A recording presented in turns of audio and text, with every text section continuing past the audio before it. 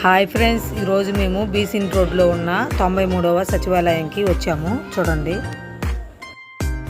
ఈరోజు మా రేణుకాదేవికి ఆధార్ కార్డు తీసుకుంటున్నాము. ఇప్పుడు మా రేణుకాదేవికి అయితే 3వ సంవత్సరము వచ్చింది. ఆధార్ కార్డు అవసరం ఏమి లేదు, కానీ మేము పోస్ట్ ఆఫీస్కి వెళ్ళాము. పోస్ట్ ఆఫీసులో ఇప్పుడు సుకన్య సమృద్ధి పథకం అనేది ఉంది కదా.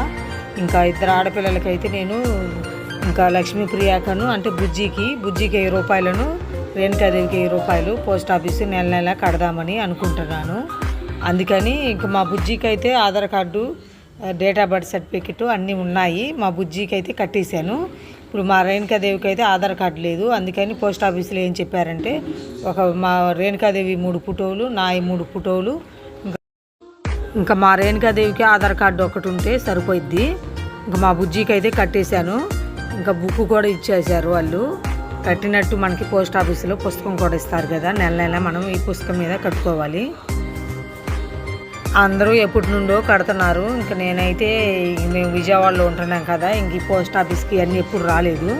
ఇంక ఈ పోస్ట్ ఆఫీస్ గురించి నాకు ఎప్పుడు తెలిసిందంటే, మనం 200 పెట్టి అకౌంట్ తీసుకున్నాం కదా, ఇంకా మా పిల్లల డబ్బులు, అమ్మఒడి డబ్బులు కూడా ఈ పోస్ట్ ఆఫీస్ అకౌంట్లోనే పడ్డాయి. ఇంకా పోస్ట్ ఆఫీస్ కాడికి పోయినప్పుడు అక్కడ అంకుల్ గారు చెప్పారు. నేనైతే అంకుల్ గారికి నాకు 5 ఆడపిల్లలని చెప్పాను. అంకుల్ గారు అయితే ఒక 2 పిల్లల కన్నా సుకన్య సమృద్ధి పథకం కట్టుకో, బాగుంటుంది, ఫ్యూచర్లో ఎప్పుడైనా ఉపయోగపడుద్ది అని చెప్పారు. Bye bye.